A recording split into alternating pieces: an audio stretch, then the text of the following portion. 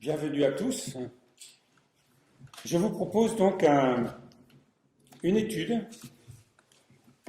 Je vais essayer de la rendre facile à comprendre.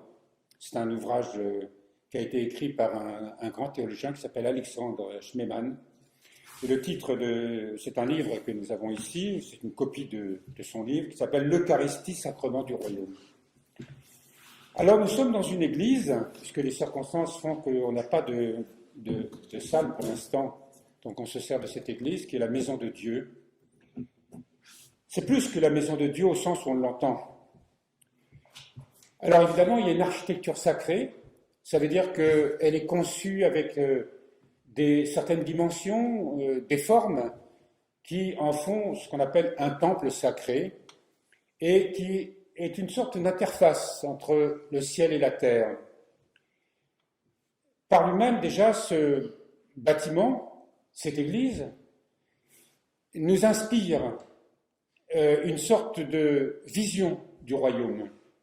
Quand on entre dans une église, nous sommes happés, on peut dire, ou nous entrons dans quelque chose qui nous dépasse, qui nous sollicite et qui nous transporte déjà dans la perception que nous sommes plus vraiment sur terre et qu'il y a une sorte de rencontre entre le ciel et la terre. Vous avez remarqué, derrière moi, il y a l'iconostase, ce qu'on appelle l'iconostase. Alors, dans les églises orthodoxes d'aujourd'hui, c'est devenu un véritable mur, et ce mur est chargé de toutes sortes d'icônes. Alors, il y a toute une symbolique qui a été établie et qui a son sens, mais c'est devenu une séparation entre la nef, avec les fidèles, et le clergé qui célèbre derrière ce mur, et ce qui à l'origine pourtant était hautement symbolique, en ce sens que l'icône, nous savons tous, cette icône représente la transfiguration de l'être humain, la transfiguration de la nature humaine.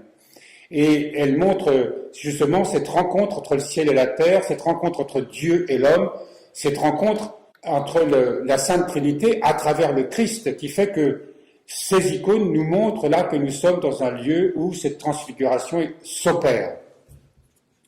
Mais s'il y a un mur, il y a une séparation entre le clergé et les fidèles. Et ce que nous allons voir ce matin, c'est de montrer qu'il ne devrait pas y avoir ce cléricalisme qui est né au fil des siècles et qui a opéré cette séparation.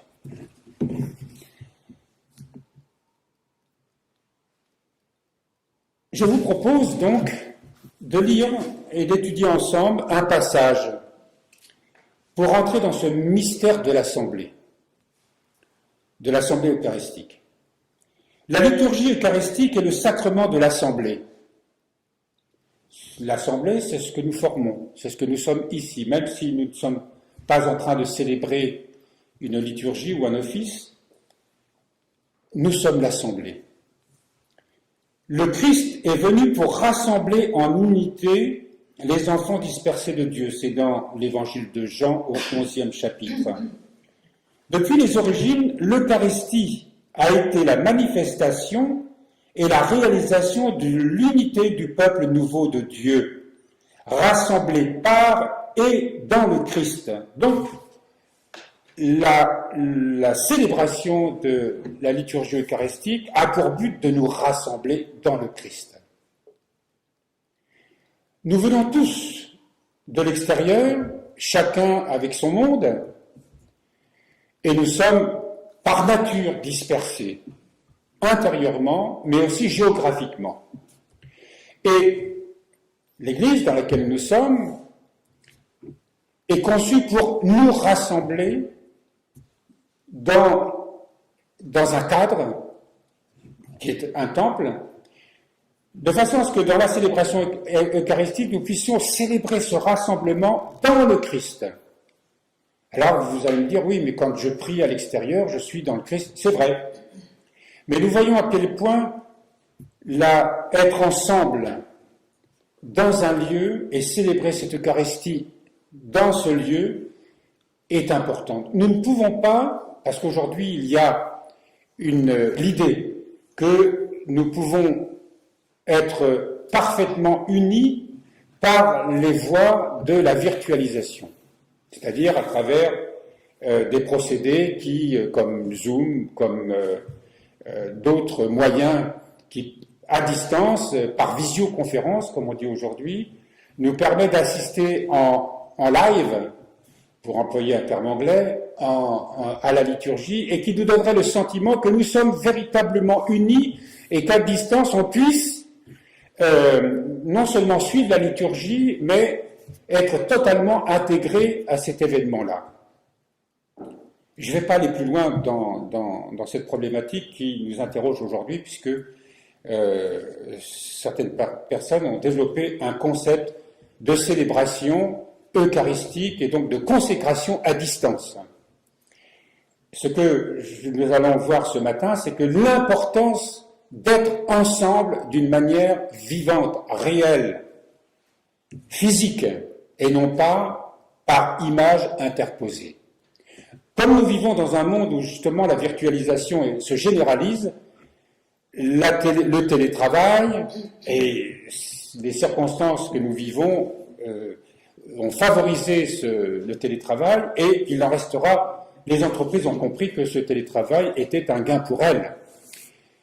Il y aura aussi une télémédecine, il y aura aussi un téléenseignement, c'est-à-dire que certains prévoient même que dans X décennies, mais au fond peut-être 10, 20 ans, on pourra bénéficier d'un enseignement à distance, on n'aura plus besoin de se rendre dans les écoles, etc. Donc il y a beaucoup d'interrogations, je ne sais pas si les choses se feront comme ça, mais déjà nous voyons les prémices de cela, et nous avons le sentiment que nous pouvons exister et communiquer à travers des moyens qui sont techniques. Mais déjà nous sentons bien que ce n'est pas vraiment la réalité, que la vie communautaire, telle que nous la souhaitons, telle qu'elle a été expérimentée dans toutes les grandes traditions, et notamment dans l'Église, que nous avons besoin d'être physiquement les uns avec les autres, de concevoir des projets ensemble, mais surtout de nous frotter les uns aux autres, de vivre les uns avec les autres pour que nous puissions grandir dans le Christ. C'est parce que nous vivons les uns avec les autres que nous nous révélons à nous-mêmes, que les autres se révèlent aussi à nous, et que dans le Christ, eh bien, il nous est proposé cette voie qui nous permet de cheminer dans cette transfiguration progressive que nous propose l'amour de Dieu. C'est ce que nous étudions ici en permanence dans toutes les homélies, les enseignements que nous donnons. Mais l'Eucharistie est vraiment on va dire, le cœur et le mystère de tout ce que je viens de dire à propos de la sanctification du peuple de Dieu. Donc nous sommes l'Assemblée. Depuis les origines, l'Eucharistie a été la manifestation et la réalisation de l'unité du peuple nouveau de Dieu, rassemblé par et dans le Christ. Il faut bien savoir que nous nous rendons au temple non pas pour y prier individuellement, mais pour nous réunir en Église. Nous réunir. Alors, souvent, nous avons ce sentiment que nous venons ici parce que c'est notre nature, que nous venons prier individuellement. Alors, évidemment qu'il y a une prière individuelle, nous le savons, mais nous prions individuellement pour rencontrer les autres, en quelque sorte, pour nous réunir, pour ensemble, être ensemble, vivre, découvrir et grandir dans cette réalité que nous sommes vraiment le corps du Christ, que nous sommes dans ce corps. Quand on dit que, précédemment, le Christ est venu pour rassembler en unité les enfants dispersés de Dieu, donc ce que nous dit l'évangile de Jean, c'est que vraiment il y ait cette réunion de nous rassembler pour justement nous sanctifier dans le Christ. Donc nous ne venons pas ici de manière individuelle où je vais réciter ma prière du cœur, même pour les offices monastiques, tous les offices sont tous une extension en quelque sorte de l'Eucharistie, on verra ça plus dans le détail par la suite. Mais la réalité, c'est que je viens me réunir avec mes frères et sœurs dans le Christ. Et ça, encore une fois, il s'agit d'une réunion qui n'est pas virtuelle, mais qui doit être physique, par essence. Le temple visible n'est que la figure de l'invisible qu'il revêt, et qui n'est pas fait de main d'homme, ce temple qui n'est pas fait de main d'homme, et qui est le corps du Christ lui-même. Aussi, l'Assemblée est-elle effectivement l'acte liturgique premier qui fonde toute la célébration. D'abord, prendre conscience que nous sommes une assemblée et que cette conscience que nous sommes un dans le Christ, que nous venons ici nous rassembler pour manifester cette unité, c'est ce qui va permettre de commencer, qui est l'essence même de toute célébration. Faute de saisir ou de le saisir, on ne saurait comprendre le déroulement de la liturgie. Quand je dis « je me rends à l'Église », cela signifie que je vais à l'assemblée des fidèles pour, avec eux, constituer l'Église. Nous constituons l'Église. Nous avons besoin de constituer l'Église en nous rassemblant. Est-ce que nous voyons que quand nous sommes dispersés, chacun dans nos vies, vivant évidemment notre quotidien là où nous sommes évidemment toujours l'Église, mais qu'il est extrêmement important de nous rassembler, de nous retrouver pour expérimenter réellement cette réalité d'être l'assemblée de Dieu, d'être un dans le corps du Christ. Donc, quand je dis que je me rends à l'Église, cela signifie que je vais à l'assemblée des fidèles pour, avec eux, constituer l'Église, pour être celui que je suis devenu le jour de mon baptême, c'est-à-dire un membre du corps du Christ au sens plein du terme. Vous êtes le corps du Christ et chacun pour sa part. Ces membres, nous dit saint Paul dans la première épître aux Corinthiens, au 12e chapitre. Je me rends à l'Église pour manifester ma qualité de membre, pour attester devant Dieu et le monde le mystère du royaume, déjà venu en puissance justement dans cette assemblée. Il est venu et il vient en puissance dans l'Église. C'est-à-dire que c'est quand nous sommes rassemblés, quand nous sommes vraiment l'Église, que le Christ vient en puissance. C'est parce que nous sommes ensemble que le Christ va manifester sa puissance. Encore une fois, nous sommes dispersés quand nous sommes à l'extérieur, nous sommes tout de même unis les uns aux autres, c'est vrai, on n'est pas coupés du corps, on n'est pas séparés de l'Église. Mais c'est quand on est ensemble que se manifeste la puissance de Dieu, la puissance de sa grâce, la puissance de son amour. Et c'est parce que nous sommes ensemble, dans le ici et maintenant, physiquement, que cette grâce va se manifester dans sa plénitude. Et c'est ça, le mystère de l'Eucharistie. Là où 2 ou 3 sont réunis en mon nom, je suis au milieu d'eux, nous dit Matthieu au 18e chapitre. Le miracle, on parle de miracle. Alors quand on parle de miracle, c'est un événement qui est forcément extraordinaire. C'est quelque chose qui surgit dans quelque chose de surnaturel qu'on ne connaît pas dans le monde naturel, qu'on appelle le monde naturel. C'est vraiment une manifestation divine, extraordinaire, et l'Eucharistie, justement, parce que nous sommes rassemblés, va produire ces miracles. Il est venu et il vient en puissance de l'Église. Tel est le mystère de l'Église, celui du corps du Christ. Là où 2 ou 3 sont réunis en mon nom, je suis au milieu d'eux. Et le miracle de l'assemblée ecclésiale consiste en ce qu'elle n'est pas la somme des personnes pécheresses et indignes qui la composent, c'est-à-dire qu'il y ait ici, comme aujourd'hui, X personnes, qu'on soit 1000 personnes ou qu'on soit 50, ceux qui sont rassemblés dans la liturgie eucharistique forment vraiment le corps du Christ. Nous sommes le corps du Christ, c'est la réalité. L'événement que nous sommes en train de vivre, c'est vraiment là, le Seigneur nous rassemble et nous allons vivre quelque chose qui est nous sommes pleinement ce corps du Christ qui est amené à manifester le royaume de Dieu. Manifester le royaume de Dieu, évidemment, en soi, en nous tous. C'est-à-dire que le royaume ne va pas surgir, ne va pas s'épanouir en nous au moment de la célébration, individuellement, c'est ensemble. Car ce que je vis se vit aussi chez les autres. Ce que je vis, je le partage avec les autres. Ce que vivent les autres me le donnent en partage aussi. C'est cette réalité vraiment physique qui fait que ce que nous sommes en train de vivre, nous le vivons les uns avec les autres. Parce que nous sommes tous comme un corps, comme ce corps qui est le mien et qui est le vôtre. Tous les organes sont interdépendants les uns avec les autres. Ce qui se passe dans un organe, évidemment, réagit et interfère dans le corps tout entier.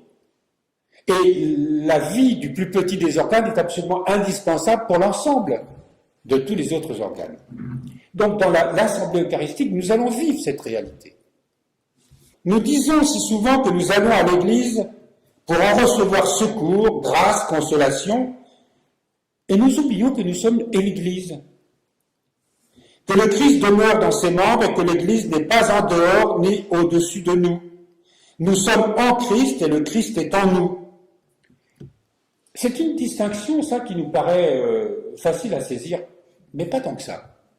C'est vrai que nous venons ici, on vient prier pour soi, pour les grâces dont on a besoin, on prie pour tous ceux, et on oublie qu'on est l'Église, c'est-à-dire qu'on oublie qu'on est vraiment ensemble la réalité du Christ vivant. Quand on dit que le Christ est au milieu de nous, lorsque 2 ou 3 sont rassemblés en son nom, il est vraiment là. Nous sommes l'Église. 3 personnes sont l'Église rassemblées dans une célébration. Quand on parle du corps du Christ, nous sommes la manifestation réelle, vivante.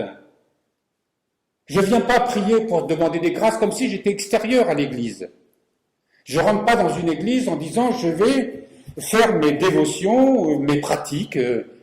Je suis, avec mes frères et sœurs, l'Église, c'est-à-dire le corps du Christ incarné, vivant, réel, la manifestation même du royaume. Est-ce que vous saisissez cette nuance? Alors vous allez me dire oui, parce que vous n'avez pas, pour ne pas avoir peur d'être idiot, mais c'est pas évident à saisir. C'est une nuance très importante. Nous sommes en Christ et le Christ est en nous. Le christianisme ne consiste pas à offrir à chacun la possibilité de devenir personnellement meilleur. Il consiste avant tout en ce qu'il est donné et enjoint aux chrétiens d'être l'Église. Une race élue, un sacerdoce royal, un peuple saint, nous dit la première épître de Pierre au 2e chapitre. De manifester et de confesser la présence du Christ et de son royaume dans le monde. De manifester et de confesser la présence du Christ et de son royaume dans le monde. En tant qu'Église, nous sommes encore une fois le Christ lui-même, que nous manifestons et que nous confessons pour le monde. Nous entrons là dans un mystère extraordinaire. Par le baptême, nous sommes vraiment unis au Christ.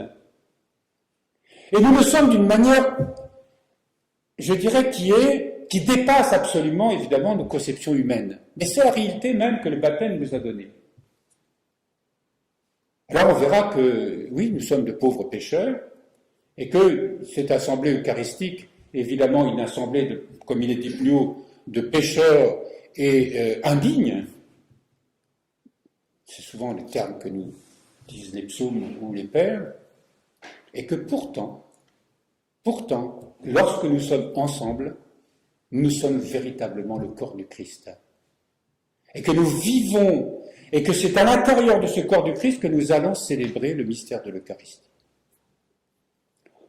On continue de progresser dans cette vision-là. Nous disons si souvent que nous allons à l'Église pour en recevoir secours, grâce et consolation, nous oublions que nous sommes l'Église, que le Christ demeure dans ses membres et que l'Église n'est pas en dehors ni au-dessus de nous. Nous sommes en Christ et le Christ est en nous. Le christianisme ne consiste pas à offrir à chacun la possibilité de devenir personnellement meilleur, il consiste avant tout en ce qu'il est donné et enjoint aux chrétiens d'être l'Église, une race élue, un sacerdoce royal, un peuple saint. Je répète ce que je viens de vous dire parce que c'est important. Nous sommes une race élue, un sacerdoce royal, un peuple saint. Alors vous allez me dire, mais c'est pas bien ça, d'être... nous sommes donc une élite et les autres, ça nous fait penser, cette déclaration de cet homme qui parlait de ceux qui étaient les dieux et les autres les inutiles. Et pas du tout. Parce que là, il s'agit effectivement d'une réalité et il faut que nous confessions ce que nous avons reçu. De cette dignité qui est nôtre dans le baptême, qui fait de nous effectivement une race élue, un sacerdoce royal, un peuple saint. Un peuple saint quand il est assemblé parce qu'il est manifestation du corps du Christ. C'est ce que nous sommes. Vous vous rendez compte? Alors je dirais oui, mais quand je me regarde dans la glace, quand je vois ma pauvre vie, les passions qui m'agitent, c'est pas ça. Et pourtant, oui, c'est vrai, c'est pas ça. Mes chers frères et sœurs, nous sommes assemblés ici dans l'Église, nous sommes cette assemblée sainte, ce sacerdoce royal, ce peuple saint. Parce que en nous, effectivement, il y a cette réalité vivante. Et l'Eucharistie, c'est justement de nous faire croître en nous cette réalité. C'est pour ça que le mystère de l'Eucharistie est un grand mystère que nous avons besoin d'en réfléchir, d'en méditer tous les aspects pour que, à chaque célébration, nous devenions non pas des auditeurs un petit peu distraits, passifs, mais que nous soyons véritablement, comme on va le voir plus tard, des co-célébrants avec le prêtre. Or, la sainteté de l'Église n'est pas la nôtre, je viens de vous le dire. C'est celle du Christ qui a aimé l'Église et qui s'est livré pour elle afin de la sanctifier, afin qu'elle soit sainte et immaculée. Quand on parle de l'Église, on se dit, oui, c'est le système. Il y a le patriarche, les métropolites, les évêques, tout le système, voilà, ou le pape, les archevêques, les évêques, les prêtres, etc. Ou le primat, les évêques, etc. Mais ce n'est pas...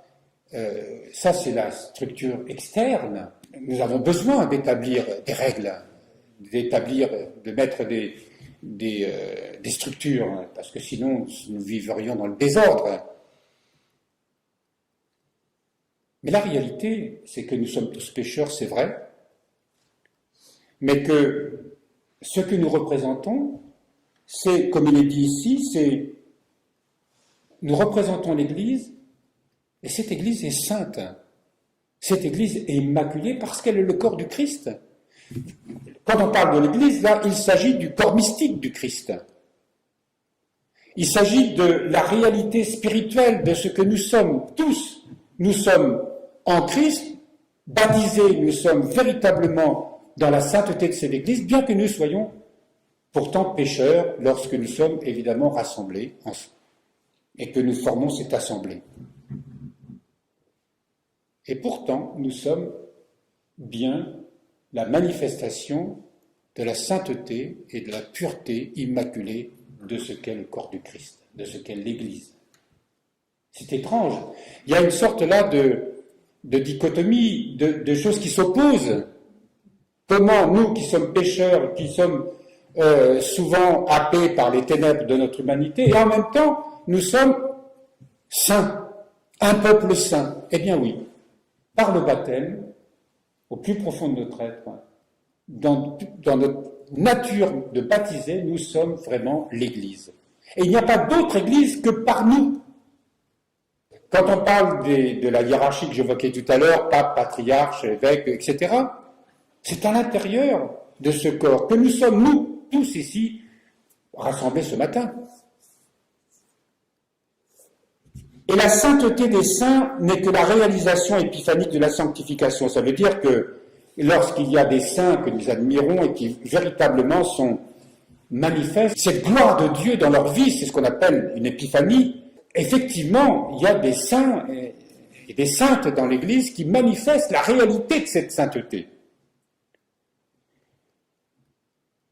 de la sainteté que chacun de nous a reçue au baptême. Et nous sommes tous appelés à croître en elle. Bien que nous soyons l'Église sainte, mais que nous sommes aussi pécheurs, eh bien le fait de nous rassembler, de célébrer l'Eucharistie, eh bien nous grandissons ensemble dans cette sainteté. Mais cette sainteté nous habite. Et saint Paul nous parle de notre corps. Et quand il parle du corps, il parle de notre âme aussi, évidemment, de cette chair qui est appelée à la sainteté, qui a été, lorsque le Seigneur est monté lors de son ascension, il a montré que notre humanité était unie à sa divinité et qu'il y avait cette cohabitation mystérieuse qui n'est pas une fusion, mais qui fait que la Trinité s'est unie à l'humanité et s'est unie à l'ensemble du vivant. Et nous, les hommes, nous sommes un peu cette interface entre le monde du vivant et Dieu, qui permet à l'ensemble du monde du vivant d'accéder aussi à cette sainteté. Donc l'Église est ce mystère que nous portons tous en nous, ce mystère où elle est immaculée, où elle est pure, elle est sainte. Et par conséquent, même si nous sommes pécheurs, et même si le prêtre qui célèbre est indigne, il manifeste justement cette sainteté quand même à travers son ministère. Et nous, bien que nous soyons pécheurs, cela n'efface pas en nous cette sainteté que nous portons et qui est celle de l'Église. Et nous sommes tous appelés à croître en elle, dans cette Église, dans ce corps du Christ. Mais nous ne pourrions le faire que si nous ne la possédions pas déjà comme don de Dieu, comme sa présence en nous par le Saint-Esprit. C'est ce que nous venons de dire. Cette sainteté, elle croît en nous parce qu'elle est déjà là. Elle ne demande que s'actualiser et de peu à peu nous transfigurer toute notre humanité. Voilà pourquoi dans l'Ancien Temps, tous les chrétiens étaient appelés saints. Et pourquoi l'Assemblée en Église est notre ministère et notre premier devoir. Nous sommes appelés saints et que le fait d'être rassemblés, nous manifestons la sainteté de cette Église. Le fait d'être dans une Église, nous sommes hors du monde, nous entrons, comme je vous l'ai dit tout à l'heure, dans ce que montrent les icônes, nous sommes dans la transfiguration. Ces icônes montrent la transfiguration de notre humanité. Et lorsque nous sommes ici, nous faisons croître en nous cette transfiguration. Mais il faut pour ça que nous soyons assemblés. Que cette assemblée eucharistique soit vraiment, prenne conscience qu'elle est le corps du Christ, vivant, qu'elle est le royaume manifesté. Et que si je ne suis pas là, je ne suis pas dans cette assemblée.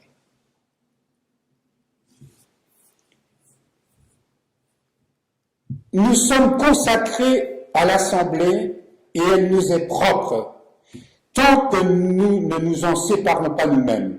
Dans l'ancien temps, celui qui ne participait pas à l'assemblée eucharistique sans raison valable était excommunié, s'étant lui-même coupé de l'unité organique du corps du Christ manifestée par la liturgie. Quand on n'est pas là, on n'est pas là. Ça veut dire qu'on n'est pas pour raison valable. Nous comprenons ici que c'est quelqu'un de malade, quelqu'un qui ne peut pas se déplacer, quelqu'un qui est empêché. Mais autrefois, vous imaginez, c'était tellement important, la vision qu'on avait du corps du Christ. Cette première communauté de Jérusalem, elle était tellement unie, où tout le monde donnait tout pour le Christ, y compris ses biens, où l'Église était vraiment un corps vivant, où les plus pauvres étaient aidés, pris en charge totalement, comme pauvreté matérielle, pauvreté spirituelle. La réalité aujourd'hui, c'est que nous sommes devenus des chrétiens qui venons évidemment manger l'Eucharistie en se disant « mais on y va d'une manière personnelle. Je vais chercher mon casse-croûte de grâce, quoi. » Et c'est pas vraiment ça le mystère de l'Eucharistie. Ici, il y a des membres du chœur. Vous voyez un petit peu le travail que vous faites en commun. Et cette Eucharistie, vous la vivez, je dirais,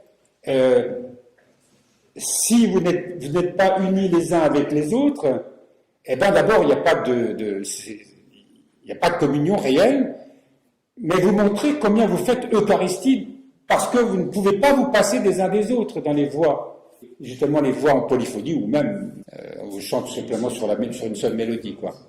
Mais toute l'assemblée est à l'image du cœur. Tous nous sommes absolument indispensables pour que la présence de chacun forme vraiment le corps du Christ. Chacun, évidemment, y a sa place, le clergé à l'autel, le chœur que je viens d'évoquer, mais les autres personnes ne sont pas moins participantes, elles sont co-célébrantes. On verra ça un peu plus loin. Donc, il y avait vraiment cette réalité quand un chrétien qui, sans motif, ne venait pas, on considérait qu'il était une brisure dans l'unité de ce corps du Christ. S'il était baptisé, ce baptême était tellement important, il y avait une telle vision de l'unité de ce que pouvait être l'Église, que si quelqu'un était en train de dévoyer ça par une attitude qui visiblement était vue par les autres comme un grand péché, eh bien, il était excommunié. Alors, l'excommunication n'est jamais définitive, on entrait dans le repentir, etc. Il fallait des raisons pour ça. Alors aujourd'hui, évidemment, on est à des années-lumière de ça, de cette perception-là. D'ailleurs, on pense même on aurait tendance à dire « Ah, c'était exagéré, ils étaient extrêmes, c'était des intégristes. » Bon, aujourd'hui, on a vite fait de régler les choses, mais c'est pas comme ça que ça se passe.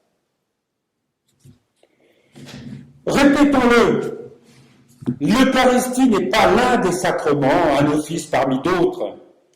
Elle est la manifestation et l'accomplissement de l'Église en puissance, sainteté et plénitude. Elle est la manifestation et l'accomplissement de l'Église en puissance, sainteté et plénitude. Il est absolument nécessaire que nous nous rassemblions pour que nous puissions manifester et être cet accomplissement, faire en sorte que permettre à Dieu, dans l'assemblée que nous sommes, de manifester sa puissance, sa sainteté et sa plénitude. C'est important de savoir que demain, lorsque nous allons nous réunir pour ce qu'on appelle le Saint-Sacrifice, l'Eucharistie, que soudain, prendre conscience que nous tous baptisés, nous formons un corps tellement uni, tellement en communion, tellement rempli de la puissance, de la sainteté, de la gloire de Dieu, bien que nous soyons pécheurs. L'Église ne peut pas exister en dehors de nous, elle n'est pas à l'extérieur de nous, avec un prêtre qui célèbre à l'autel et qui va nous apporter le casse-croûte spirituel. Pardon de dire ça, parce que je ne voudrais pas... je dis ça à dessein pour, au contraire, montrer combien le corps et le sang du Christ sont précieux et combien nous devons comprendre comment nous devons assister en tant que baptisés, combien nous devons prendre conscience que nous sommes vraiment ce corps, que nous sommes cette assemblée sans laquelle l'Église n'existe pas. Et tous les dons, et le mystère du prêtre ou de l'évêque qui est à l'autel, est donné par l'Assemblée. Ce n'est pas quelque chose qui est donné à l'extérieur, il est donné par l'Assemblée. L'Église rassemblée dans l'Eucharistie, quand bien même elle serait limitée à 2 ou 3, est la figure et l'actualisation du corps du Christ. Et la seule raison pour laquelle ceux qui sont assemblés peuvent communier, c'est-à-dire devenir participants du corps et du sang du Christ, c'est qu'ils le manifestent par leur assemblée. Le corps et le sang du Christ ne nous est donné parce que nous sommes là. Parce qu'ensemble, nous sommes le corps du Christ et que le Christ peut se donner dans ce corps. Sans nous, rien n'est possible.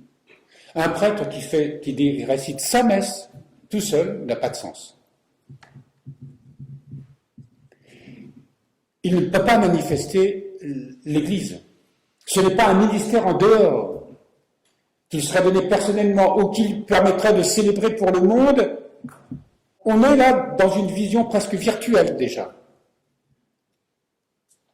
Et aujourd'hui, dans un monde qui est désacralisé, qui est déraciné, qui vit de plus en plus hors sol, il faut que nous, en tant qu'Église, en tant qu'Assemblée eucharistique, nous manifestions la réalité de ce corps qui doit se rassembler et qui permet à l'Église, physiquement, matériellement, et pour que justement cet aspect spirituel puisse se manifester, puisse s'incarner dans cette réalité-là. Et il n'y a pas de sacrement eucharistique sans cet aspect matériel de l'Assemblée qui se réunit. Aspect physique de l'Assemblée qui se réunit. Donc, l'Assemblée, elle est l'Église. Pas d'Assemblée, pas d'Église. Et donc, nous sommes l'Église ici,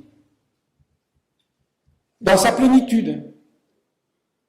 Jamais personne n'aurait pu communier, jamais personne n'en aurait été digne, ni n'aurait possédé une sainteté suffisante si cela n'avait pas été donné et confié à l'Église, à l'Assemblée, dans ce mystère de l'unité, où, composant le corps du Christ, nous pouvons impunément appeler Dieu Père et participer, communier à la vie divine.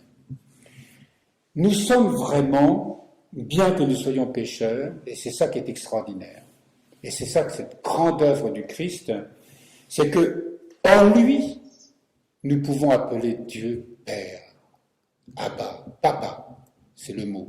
D'avoir cette espèce de contact, je dirais, à la fois affectif et spirituel avec lui, parce que nous sommes entrés dans la vie divine par le mystère de l'Église. Nous sommes en communion avec cette vie divine. Elle est réelle. Elle n'est pas symbolique, au sens où ce symbole serait une sorte d'abstraction. Elle est réelle, même si le mot symbole, il manifeste en fait une réalité divine.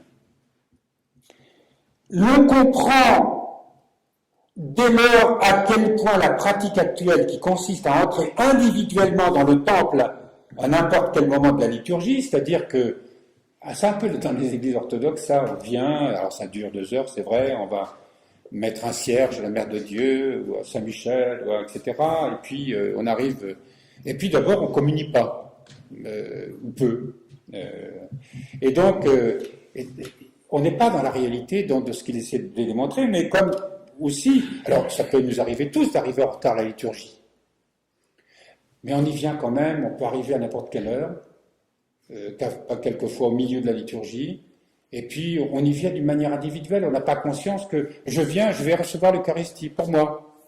D'ailleurs, quand on s'approche, est-ce que nous avons conscience que c'est en tant qu'Église, en tant que corps du Christ que nous recevons cette communion? Souvent, nous la recevons d'une manière personnelle, individuelle. C'est pour ça que j'insiste beaucoup ce matin sur cette réalité que nous sommes le corps vivant. Sans lui, rien. Pas de sacrement, pas de ministère, pas de prêtre à l'autel, rien. C'est nous qui faisons qu'il y a un prêtre à l'autel. Et on le délègue. Il préside l'Assemblée. Mais il fait partie de l'Assemblée. Il n'est pas au-dessus de l'Assemblée. On lui donne ce ministère. C'est nous, en tant qu'Église, qui lui donnons ce ministère. Il n'est pas séparé de nous.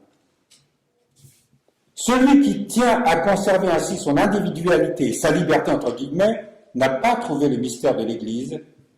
Il ne participe pas au sacrement de l'Assemblée, à ce miracle de la réunification de la nature humaine, pulvérisée pécheresse dans l'unité théanthropique de Jésus-Christ. Dans cette unité théanthropique, ça veut dire cette union de l'humain et du divin, de la nature humaine et de la divinité, et de Dieu. C'est extraordinaire, à la fois, nous sommes vraiment le Christ manifesté, et c'est à l'intérieur de ce que nous sommes que s'opère cette transformation de notre nature humaine. Enfin, si l'Assemblée en Église est la figure du corps du Christ, la figure de la tête est le prêtre. Il préside. Et qu'il en soit le chef fait précisément qu'un groupe de chrétiens devient l'Assemblée de l'Église avec la plénitude de ses dons.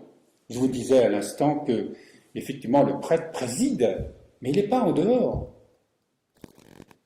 Il ne peut présider que parce qu'il appartient à ce corps que nous sommes tous. Il a un ministère qui ne le met pas au-dessus des autres. D'ailleurs, ce sont les autres qui lui donnent ce ministère. Il ne tient ce ministère que ce que chacun de nous partage avec lui. Et c'est important de sortir d'une vision souvent cléricaliste.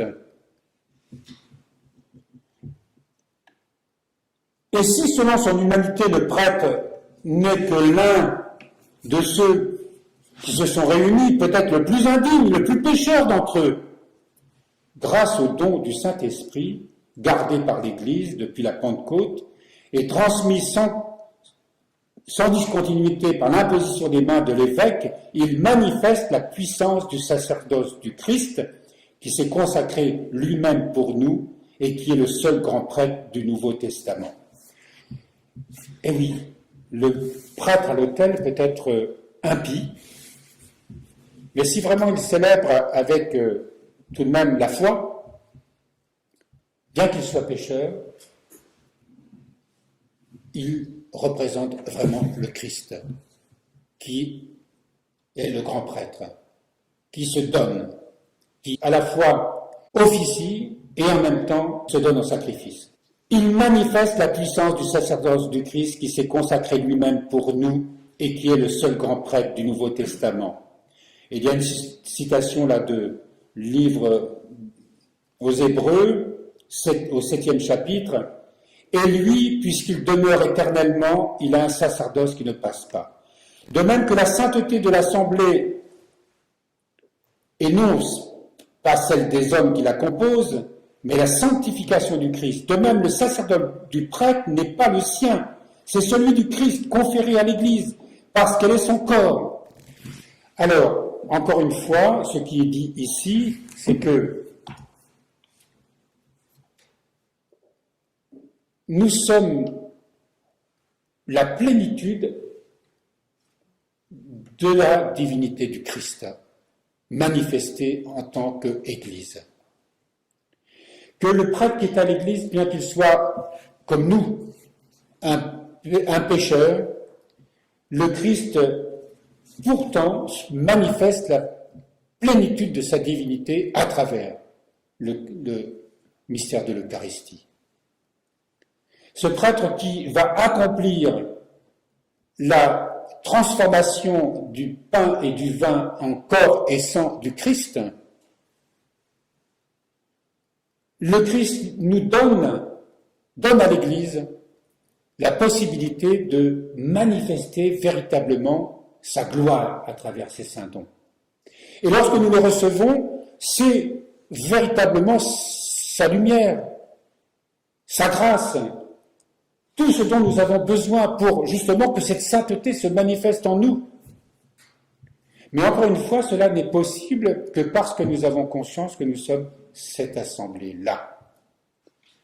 Que tous nous formons véritablement l'Église dans sa plénitude. J'arrive à la fin de ce cours que je voulais vous donner ce matin. Après, on pourra poser des questions pour un petit peu affiner ça, parce que je comprends que ce n'est pas aisé de saisir ce mystère. Le Christ n'est pas en dehors de l'Église. Il n'a pas délégué à personne son pouvoir ni sa puissance, mais il demeure lui-même dans l'Église et par l'Esprit Saint. Il emplit toute la vie de celle-ci. Le prêtre n'est ni le représentant ni le vicaire du Christ. Le Seigneur est lui-même dans le sacrement, de même que l'Assemblée est son corps. Donc le Christ est dans le prêtre. Il est dans l'Assemblée. C'est mystérieux, ça, n'est-ce pas? Il est à la fois ce corps que nous sommes tous, mais il fait en sorte que dans le ministère du prêtre qui célèbre à l'autel, il manifeste sa vie à travers son corps et son sang, et il nous la donne en partage. Parce que nous avons besoin de la recevoir ensemble. Que cette sainteté qui est là, nous devons peu à peu apprendre à la recevoir pour pouvoir croître dans cette sainteté. Puisque nous sommes pécheurs, puisque le prêtre lui-même est pécheur d'ailleurs, mais que le Christ est totalement en lui, comme il est totalement en nous tous, il fait en sorte que ce saint sacrifice puisse nous être donné et qu'en le recevant, c'est le grand mystère de l'Eucharistie, nous puissions faire en sorte que cette sainteté du corps du Christ devienne une réalité dans l'assemblée que nous sommes, à la fois individuellement et en même temps en tant qu'assemblée. Ce qui se passe, c'est vraiment la rencontre entre la divinité et l'humanité, qui se manifeste d'une manière réelle. Quelque chose se passe en nous durant la célébration eucharistique. Donc il y a déjà, on a parlé de l'icône qui est vraiment l'union du Christ de l'Église, de l'union indivisible des personnes multiples qui sont tous un dans ce corps du Christ, mais il y a l'habit blanc que les prêtres ou les servants d'autel, cette aube blanche manifeste la sainteté que nous avons tous reçue au baptême et qui est en nous. Même si on est le pire des pécheurs, si nous sommes tous des pécheurs ou des pécheresses, il n'en demeure pas moins que par le baptême, il y a cette sainteté qui est en nous, immaculée. La puissance de cette sainteté du royaume qui fait de nous un peuple saint, elle est là. Et c'est une réalité. Et rien ne peut enlever ça. Même si nous sommes le pire des pécheurs ou des pécheresses, rien ne peut toucher cela. Il y a donc l'habit blanc, c'est d'abord la tunique baptismale que chacun de nous a reçue. C'est le vêtement de tous les baptisés, celui de l'Église elle-même. En se vêtant, le prêtre manifeste l'unité de l'assemblée. Donc le prêtre, quand vous le voyez monter à l'autel avec ses habits, manifeste tout ce qui nous appartient, tout ce qui est en nous. Ce n'est pas une sorte d'uniforme qui montre son grade. Non, il manifeste ce que nous sommes tous. Tous, nous ne portons pas l'étole, la chasuble ou l'aube, mais il le porte et il le manifeste pour nous tous. Il rassemble tout en lui-même. Donc, ce qu'on appelle en grec l'épitrakilion, ou le scapulaire, ça veut dire, mais c'est l'étole. C'est l'étole. Donc, c'est la figure de ce que le Seigneur a assumé notre nature pour la sauver et la déifier. Signe de ce que ce sacerdoce est celui du Christ. Lorsque le prêtre porte l'étole, c'est comme si nous tous, vous tous, qui n'êtes pas à l'autel, vous aviez aussi cette étole, qui montre que, vraiment, cette union, le Seigneur a assumé notre nature pour la sauver et la déifier. Souvent, on parle aussi que c'est un petit peu comme s'il avait pris la brebis perdue et qu'il avait sauvé cette brebis. Donc nous sommes, c'est l'image de notre salut, l'image de ce que le Seigneur a fait de nous en nous intégrant à ce corps et en nous déifiant. Alors, il y a des surmanches aussi dans la tradition byzantine que nous n'avons pas nous, mais c'est aussi une belle tradition. Ces surmanches qui font, vous savez, qui permet de lier et qui montre que les mains qui consacrent, c'est pas la main humaine. Le prêtre, c'est la main du Christ qui consacre. Donc ces surmanches, elles rassemblent elles sont pratiques parce qu'elles permettent de pas, quand les manches sont trop amples, de balayer l'autel et de risquer d'éparpiller des miettes, mais elle a surtout ce sens. Les mains du prêtre avec lesquelles il bénit et l'officie ne sont pas les siennes, c'est la droite du Christ. La ceinture est comme toujours un signe d'obéissance. Il y a une ceinture que nous ne portons pas, mais qui serait intéressant peut-être à voir. Évidemment, nous, en tant que prêtres, en tant que moines, nous portons une ceinture. Mais la ceinture est comme toujours un signe d'obéissance, de disponibilité, de sobriété, de service. La ceinture, dans l'ordre monastique, c'est le symbole de l'ascèse, du don de soi, du renoncement. Les reins saints, c'est celui qui se maîtrise. C'est celui qui est en route, en voyage dans ce chemin de la sainteté. Et dans effectivement les vêtures anciennes, il y a toujours ce cordon que portent encore les traditionalistes, ou dans les églises orthodoxes occidentales, par exemple, il y a cette tradition-là. Et je trouve que c'est effectivement une belle tradition. Ce n'est pas de son propre chef que le prêtre monte jusqu'au lieu élevé, c'est-à-dire l'autel. Il est envoyé. C'est vous qui l'envoyez. Il n'y monte pas tout seul parce qu'il a reçu une ordination qui fait de lui un prêtre qui serait différent de nous tous. Non. C'est l'Assemblée qui l'envoie, l'Assemblée qui est l'Église, qui l'envoie pour exercer ce ministère afin que le Christ puisse manifester à travers les humbles créatures du pain et du vin la réalité de son corps et de son sang qu'il donne à l'Église, qu'il donne à toute l'Assemblée.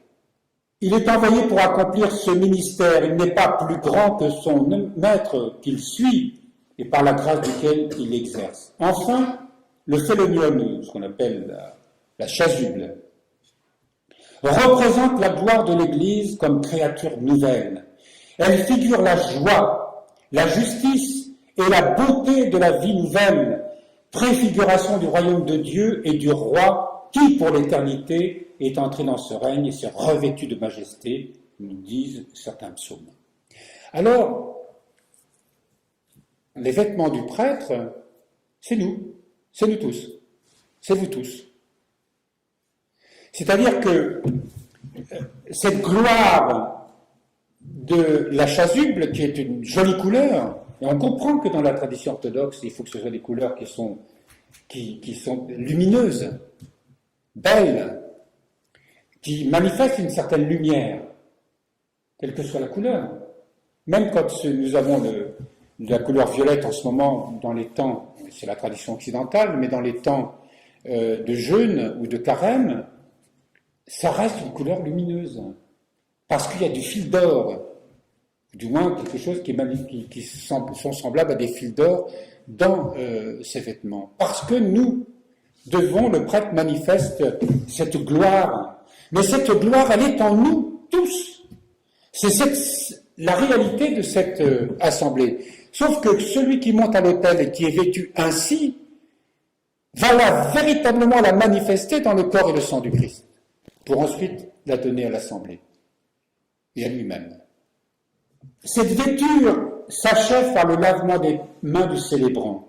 Effectivement, il y a un moment avant d'entrer vraiment dans la grande prière eucharistique, du mystère avant ce qu'on appelle la grande entrée, la procession des dons, il y a ce qu'on appelle le lavabo. C'est un nom ancien, latin, qui signifie qu'on se lave les mains. Purification, c'est évidemment symbolique parce qu'on s'est lavé les mains avant de venir, évidemment. Et d'ailleurs, je demande toujours à mon clergé de bien veiller à ce qu'on ait les ongles propres. Alors, la terre sous les ongles, c'est pas sale puisque c'est de la terre, mais c'est bien quand même de s'être bien nettoyé les ongles, de se tailler les ongles. Voilà. Et même, puisque nous célébrons pieds nus, c'est bien aussi de veiller à ce que nos pieds, quand nous entrons vraiment dans le sanctuaire, soient aussi soignés. Soigner sa personne, parce que c'est pas seulement sur le plan spirituel, c'est aussi sur le plan physique. Cette vêture s'achève par le lavement des mains du célébrant. L'Eucharistie est l'affaire de ceux dont les péchés sont pardonnés et les iniquités remises, de ceux qui sont réconciliés avec Dieu. Ça, c'est extraordinaire. Parce qu'évidemment, c'est bien de se confesser régulièrement, parce que c'est en même temps toute une guidance spirituelle, et aussi vraiment marquer qu'on veut vraiment œuvrer pour faire en sorte que la grâce, peu à peu, nous sorte de nos travers habituels, et même si nous continuons d'être pécheurs par nature, il y a, à la fin de la liturgie de la parole, dans cette première partie de la liturgie eucharistique, il y a une absolution générale. L'absolution générale ne remplace pas l'absolution individuelle, bien sûr. L'absolution individuelle en tant que vraiment, pas seulement parce qu'on vient réciter une liste de péchés, il s'agit vraiment d'un dialogue avec le prêtre où on va recevoir des conseils, on va essayer d'être éclairé sur voilà, comment prendre résolument un chemin de sainteté dans le Seigneur.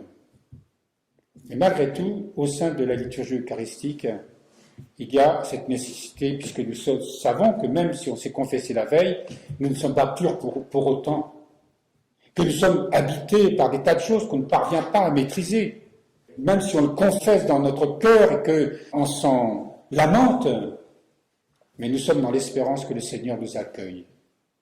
Et qu'il nous accueille parce que nous avons, au moment de cette absolution générale, confessé que nous sommes de pauvres pécheurs et de pauvres pécheresses. Et donc là, que nous sommes vraiment pardonnés et que nos iniquités nous sont remises et que nous sommes réconciliés avec Dieu. Il s'agit du ministère de l'humanité nouvelle, de ceux qui naguère n'avaient pas obtenu miséricorde et qui maintenant ont obtenu miséricorde. En tant qu'assemblée, nous avons obtenu cette miséricorde. Dieu nous a pardonné. Et même si nous sommes toujours pécheurs, nous sommes sans cesse pardonnés. Alors, quand je dis ça, encore une fois, je ne minimise pas évidemment du tout le fait que nous devons sans cesse reconnaître que nous sommes pécheurs et que nous devons confesser à Dieu, à nous-mêmes et aussi à notre confesseur que nous sommes pécheurs. Et il s'agit là d'un chemin spirituel profond. Les saints ne cessent de dire qu'ils sont les derniers des pécheurs. Comment cela est possible alors qu'ils font des miracles et qu'ils manifestent la gloire de Dieu dans leur vie? Et pourtant, ils confessent sans cesse qu'ils sont pécheurs. Parce qu'il y a cette conscience, effectivement, que devant cette sainteté extraordinaire de l'Église, devant cette sainteté qui nous habite, la sainteté qui habite tous mes frères et sœurs dans cette assemblée, dans ce corps qui est le Christ, lui-même, je me sens tellement loin en tant qu'homme de cette transfiguration de cette humanité ressuscitée en Christ, et qui ne sera possible que au moment de la résurrection finale. Mais je suis appelé à entrer dans cette première résurrection, comme nous le dit notre liturgie. Nous pénétrons donc dans le temple, nous nous assemblons en église, nous revêtons les habits de la créature nouvelle. Tels sont les premiers actes rituels du sacrement des sacrements de la très sainte Eucharistie. Je vous propose maintenant ensemble, à travers vos questions, à travers nos questions, d'affiner un peu ça, d'entrer davantage dans la conscience de ce que nous sommes en tant qu'Église. Voilà, je vous laisse la parole. La première, c'est quand on dit que le peuple chrétien doit manifester au monde, est-ce que c'est dans la suite de ce que le peuple hébreu était appelé aussi, lui, en tant que peuple élu? Oui, bien sûr. C'est dans la continuité. Oui, c'est dans la continuité. Donc à ce moment-là, les épreuves que le peuple élu, le peuple hébreu a vécues et qui sont vues comme des appels à revenir en permanence vers Dieu, sont bien les mêmes pour nous aujourd'hui. Il y a une continuité forcément dans la tradition de toutes les épreuves de l'histoire biblique en général. Il est évident que nous sommes un peuple en marche aussi. Et ce peuple qui est pécheur et qui va vers la terre promise, mais il y a une différence peut-être, c'est que ce peuple est en marche vers la terre promise. Nous sommes dans la terre promise. Nous sommes dans le royaume.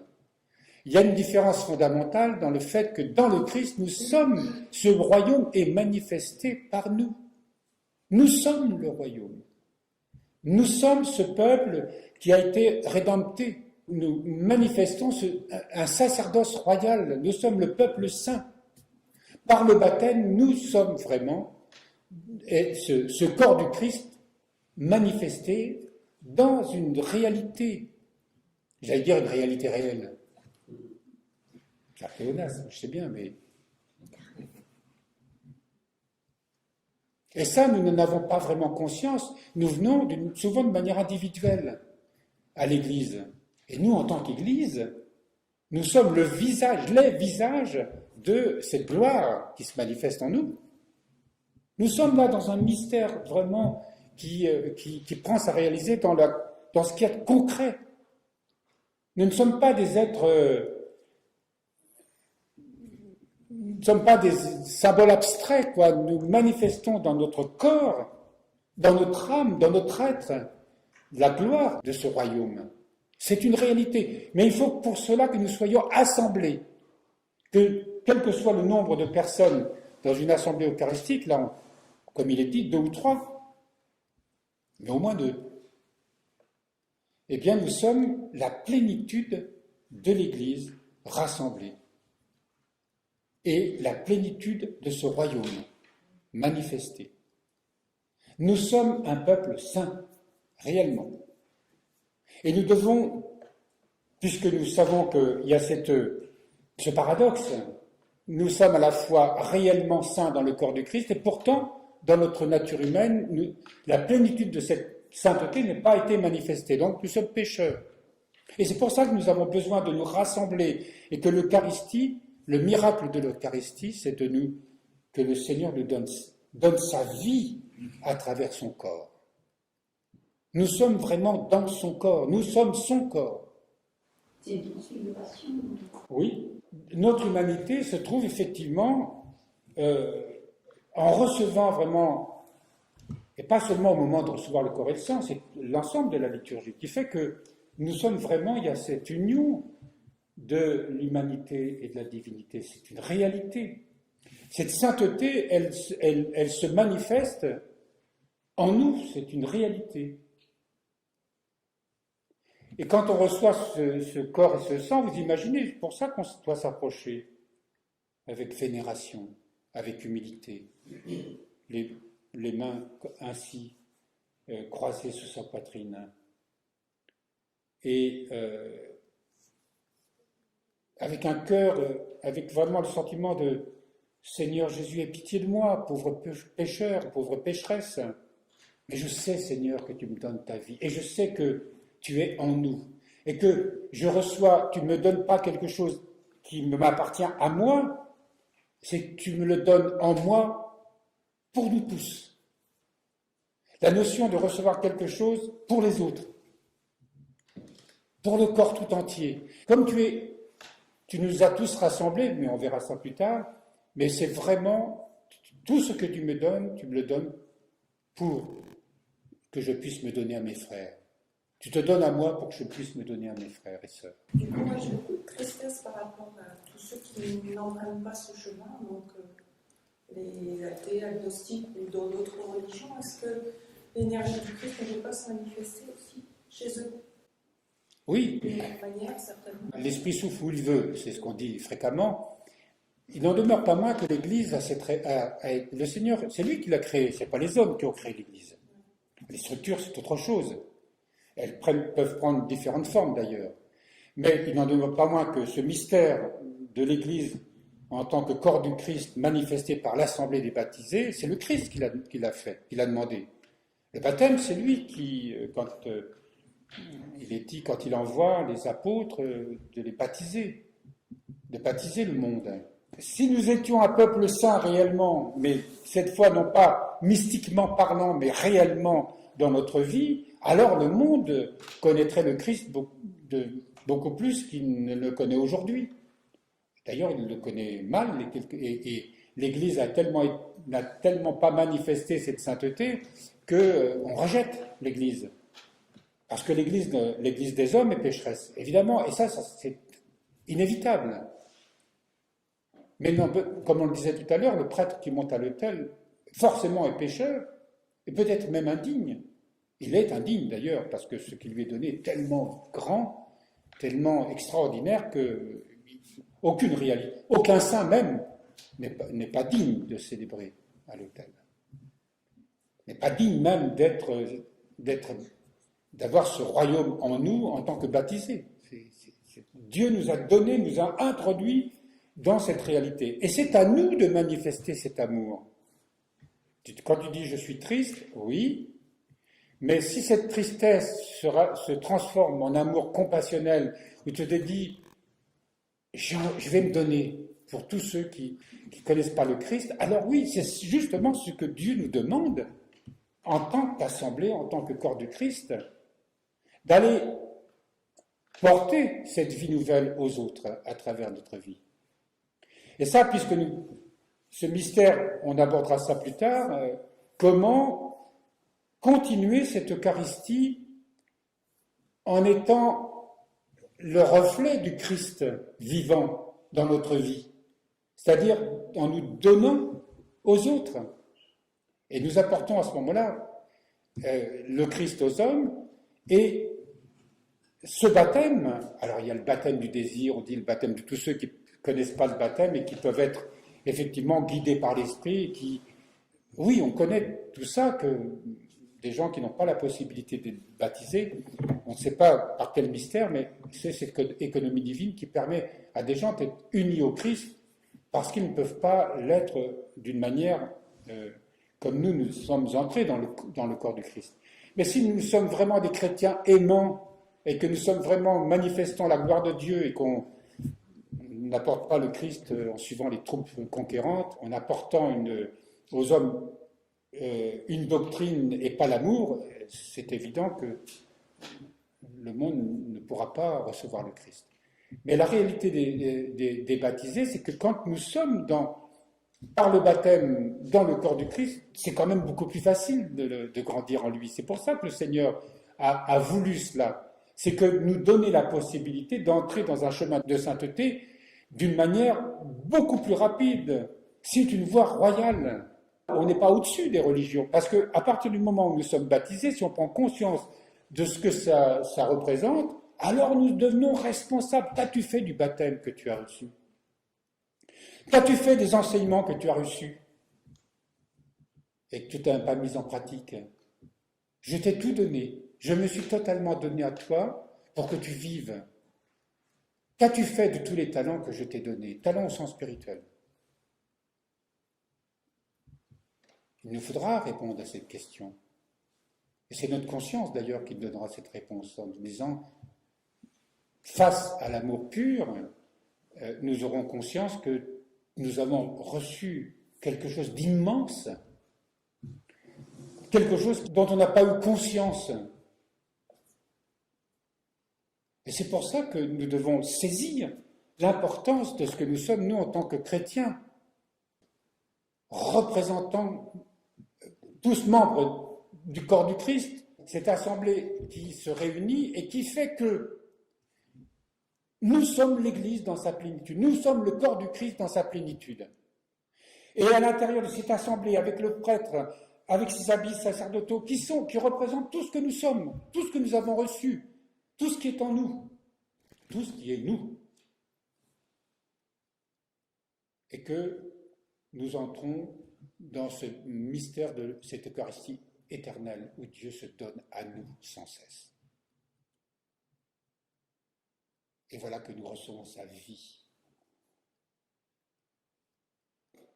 Le Seigneur ne cesse de faire en sorte que ce corps, qui est dans cette incarnation, dans la réalité de notre monde, devienne un peuple vraiment saint, qui rayonne une telle lumière.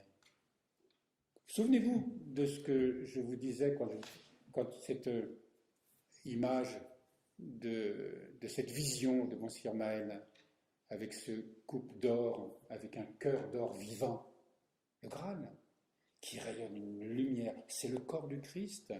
Tous ceux qui regardent, qui regardent cette lumière, sont le corps du Christ, qu'il rayonne à nouveau. Et il est possible que je sois baptisé et je ne regarde pas cette lumière. Quelle perte! Donc, quand nous sommes ici, chers frères et sœurs, regardez ce que nous sommes ici, ce matin.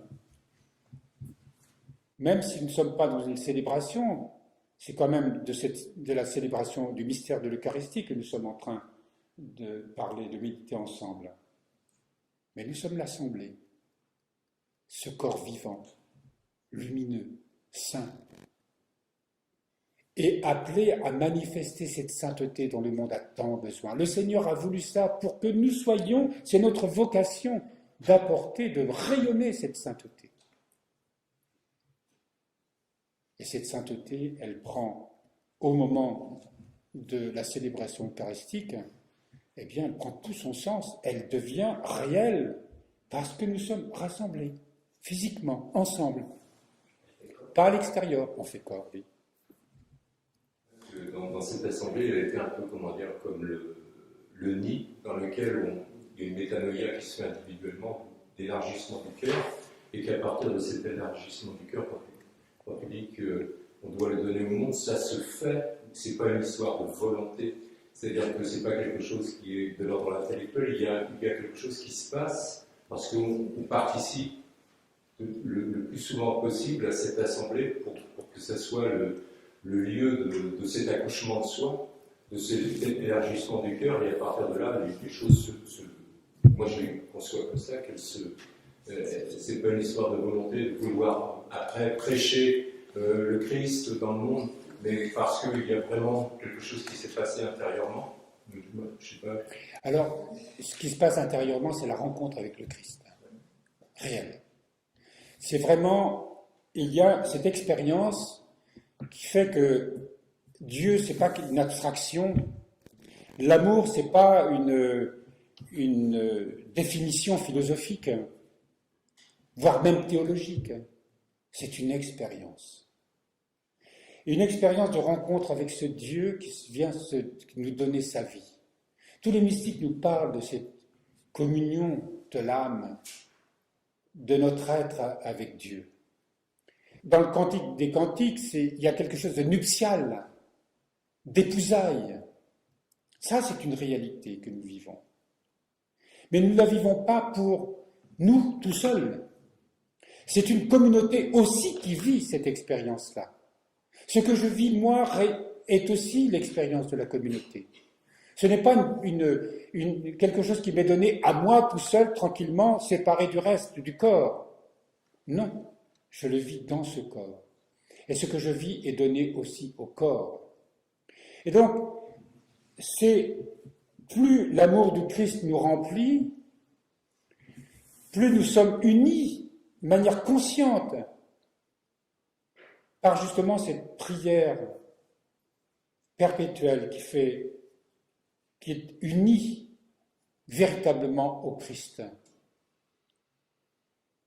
Et que ensemble, nous vivons cette réalité. C'est ce que nous vivons déjà, chers frères et sœurs.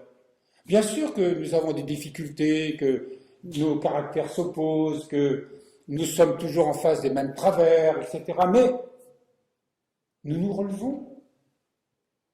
Et les uns et les autres, nous accompagnons pour nous retrouver, nous réconcilier avec le Christ.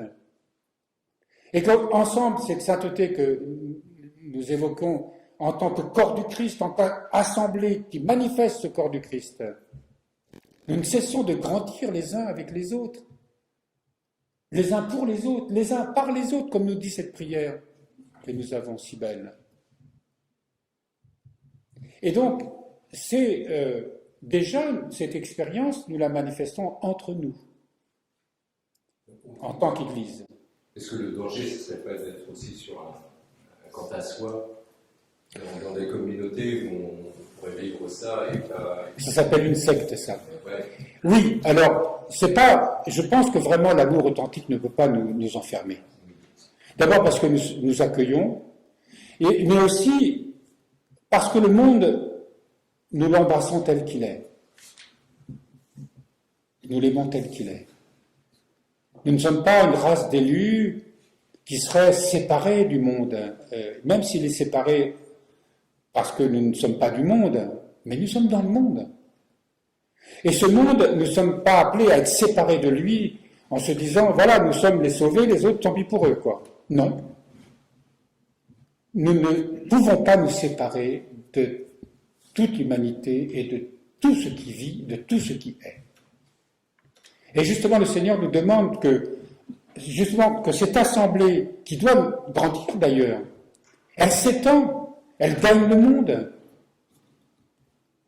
Elle gagne le monde parce que l'amour qui est en nous nous pousse à nous donner au monde. La secte, c'est celle qui s'enferme dans une doctrine. Dit-il, voilà, la vérité est ici. Le mensonge est là-bas. Mais ce n'est pas ça ce que le Christ nous dit. D'ailleurs, certes, nous avons besoin de la tradition, de tout ce que nos pères nous donnent, la doctrine, tout ce que nous a donné l'Église, les dogmes, comme on dit. Mais les dogmes ne sont pas une finalité en soi. Ils nous sont donnés pour que nous manifestions en vérité la gloire de Dieu, dans cet amour que nous évoquons ce matin en tant qu'assemblée qui est le corps du Christ. En tout cas, ce matin, prendre conscience que justement, parce que nous sommes...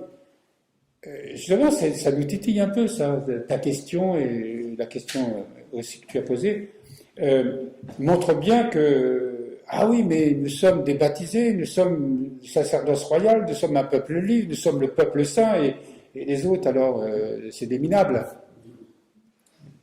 Ben écoute, je sais pas, moi je me réjouis par le baptême d'avoir cette grâce qui fait de moi un serviteur. Et oui, c'est une responsabilité. Je deviens un serviteur et j'ai intérêt à prendre conscience, parce que le Seigneur, au moment où je devrais rendre des comptes, qu'as-tu fait de ton baptême? Qu'as-tu fait de toutes les merveilles que je t'ai données et qui n'étaient pas réservées à toi? Qu'as-tu fait de chaque fois que tu venais à l'église et que tu allais prendre de l'Eucharistie en te disant « Ah Seigneur, merci, j'ai tellement besoin de toi. » Ah, j'en ai des frissons. Ah, c'est sûr qu'on est sur la mauvaise voie. Hein. Comment s'aimer? Je crois que il suffit d'aimer. Voilà. Et nous sommes en difficulté. On aimerait par nos paroles pouvoir convertir, apporter la bonne nouvelle. Eh ben non, ça ne marche pas comme ça. Il y a des auditeurs qui sont attentifs, mais le plus souvent nous-mêmes. Est-ce que dans mes paroles, j'apporte de l'amour? Est-ce que dans mes paroles, j'apporte vraiment le Christ? Ou est-ce que je ne suis pas en train de... Finalement, je ne m'en rends pas compte, mais j'essaye de justifier mes choix de vie, j'essaye de valoriser quelque part, peut-être, je ne suis pas forcément dans l'amour. Bien sûr que nous avons envie de partager ce que l'on croit profondément, et il faut le faire. Mais si je ne suis pas reçu dans mes paroles, ayons l'humilité de remettre tout ça dans le Seigneur, quoi. Parce que le résultat ne dépend pas de nous. Et qui nous dit que même dans un moment difficile où quelqu'un m'a complètement rejeté, il n'y a pas une graine qui est tombée dans son cœur mystérieusement et qui va fleurir dans 10 ans. Du moins qui va germer dans 10 ans. Et ça, c'est tout à fait mystérieux. Le résultat ne nous appartient jamais. Et surtout pas dans le ici maintenant où je souhaiterais que les choses parce qu'on choisit toujours la facilité. Et non. C'est justement parce qu'on va subir des revers, parce qu'on va subir peut-être des déconvenues, voire des persécutions parce que nous sommes croyants, que Dieu va déverser sa grâce. Mais c'est pas parce que nous sommes dans l'épreuve.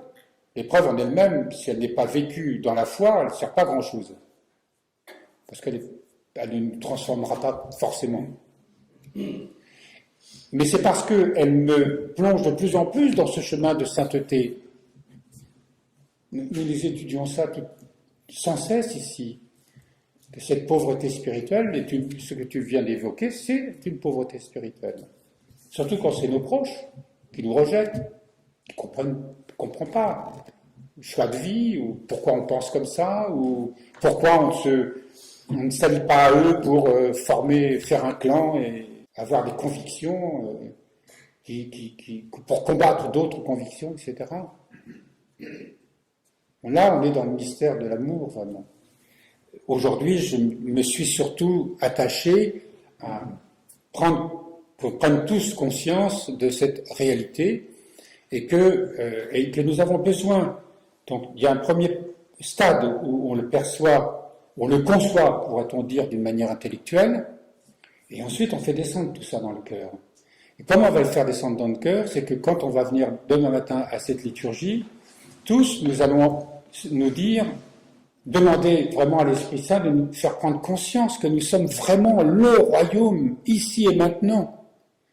Que l'assemblée que nous formons, même si elle va être petite à cause des événements que nous traversons, nous sommes véritablement l'Église en sa plénitude, et que le Christ va se manifester pleinement en nous donnant sa vie, mais que, encore une fois, le prêtre qui est à l'autel, revêtu de tous ces ornements sacerdotaux, il ne fait que manifester ce que nous sommes, ce qui nous est donné. Comme je vous ai dit, nous pourrions tous être vêtus comme le prêtre, mais évidemment, ce serait une confusion.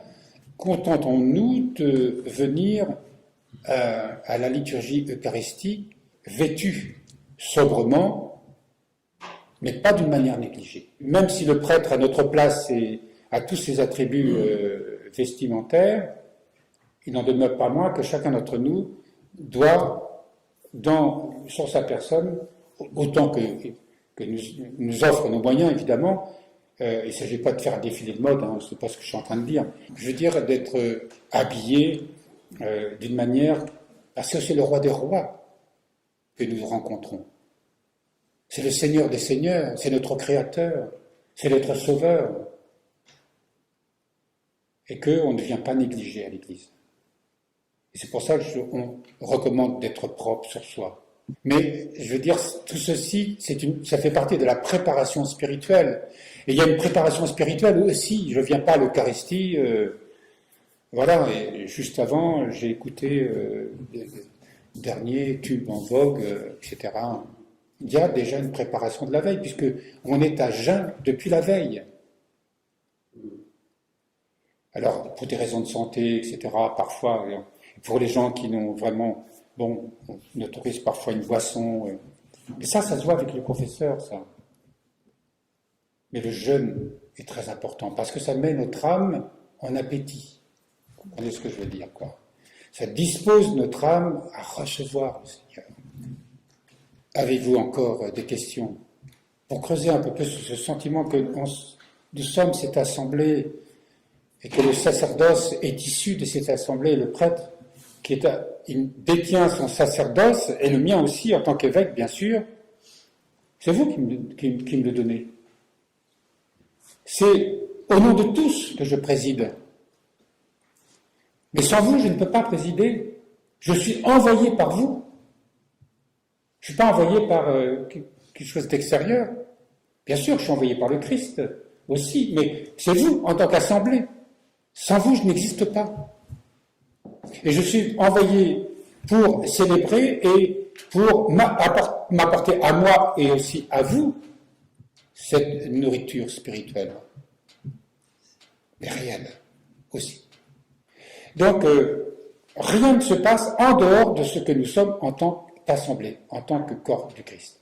Ça, c'est vraiment le socle sur lequel on va pouvoir ensuite déployer tout le mystère de l'Eucharistie. Je me demande quand même par rapport à quand tu parles de l'Eucharistie, elle n'est pas individuelle, elle nous est donnée. Elle n'est pas seulement. Elle n'est pas seulement. Mais si on va trop vite en pensant parce que ça nous est donné pour être utile à d'autres, on va dire, c'est un peu comme si on ne prenait pas le temps d'une transformation intérieure. Il ne peut rien se passer, on ne peut rien apporter à personne, ni à la communauté, si cette conscience, justement, de ce qui se vit dans l'intimité, là, dans la communion, pour moi, il y a quelque chose de très individuel, qui n'est pas que pour, c'est pas que pour moi, mais s'il n'y a pas ce temps de transformation de conscience, je ne vois pas ce qui peut être. Je ne sais pas ce que ça veut dire une transformation en conscience. De la conscience. Non, mais je comprends ce que tu veux dire. Mais c'est. De cette rencontre, de cette transformation de sa présence en. Mais dans le ici, maintenant, il y a une transformation Nous sommes un corps. Évidemment on s'approche et et qu'on a tellement besoin de cette vie, bien sûr, mais en même temps la conscience que c'est aussi en tant que corps que je m'approche.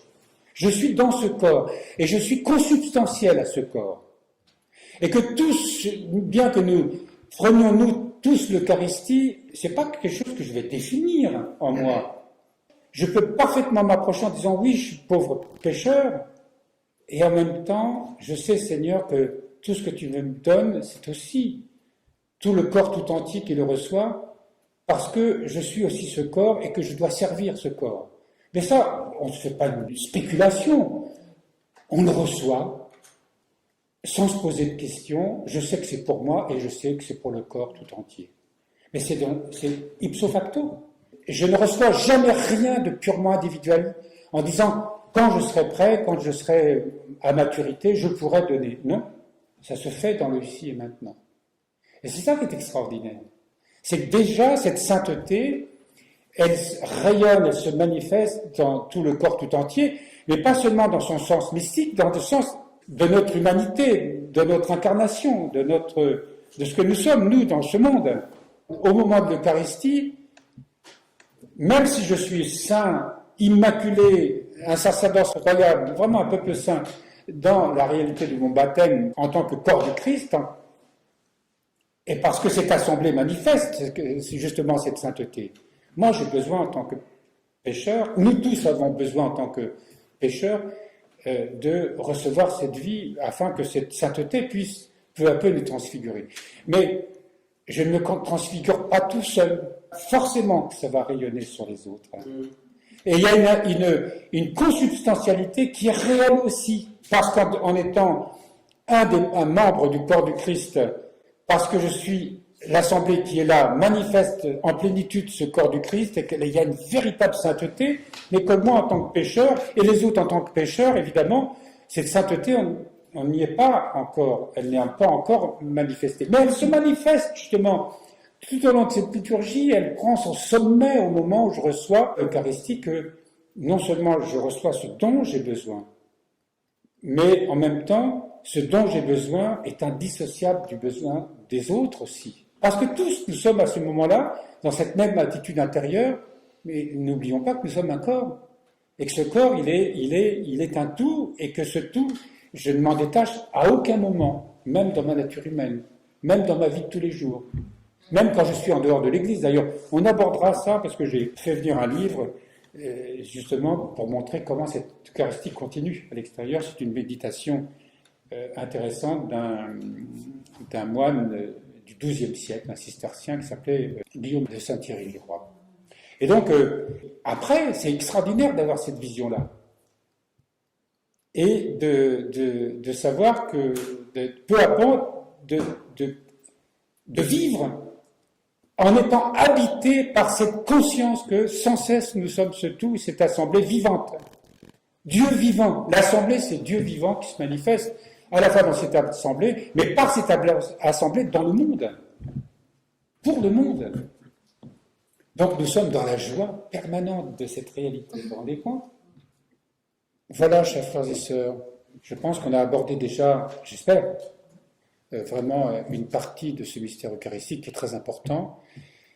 Et pour conclure, je vous propose qu'on récite ensemble les Sexténon, et que dans cet office, que nous puissions avoir cette conscience que c'est l'ensemble du corps qui prie. Nous ne sommes pas des voix discordantes, nous sommes des voix qui, comme dans la chorale, dans le chœur, pardon, parce que chorale et chœur, des fois il y a une petite différence, dans le chœur, nous sommes ensemble et que nous manifestons la gloire de ce que nous sommes en tant que corps de Christ. Chaque voix, même si c'est à l'unisson, quand on chante les psaumes, la voix est différente. Nous avons tous un timbre, un grain différent. Nous sommes tous par nature uniques. Et que c'est dans toutes ces natures uniques n'existent parce qu'elles sont tous unies au corps. Et que ensemble, ces offices sont une continuité du mystère de l'Eucharistie, de ce corps, et que tout ceci manifeste, puisque nous prions pour le monde entier, et ça c'est une réponse aussi à nos questions qu'on a pu poser, comment apporter le Christ? Comment manifester cette sainteté, justement? Eh bien oui, dans ce moment-là, eh bien, nous manifestons cette puissance de la gloire de Dieu qui, à travers nos humbles chants, à travers nos voix, parfois, sur le plan, évidemment, elles sont parfois un peu discordantes, mais les anges, ils arrangent ça, ils paraissent de l'autre côté, eh bien, ça se déverse sur le monde. Et de cette façon, nous sommes déjà une source de grâce pour le monde à travers les offices que nous célébrons.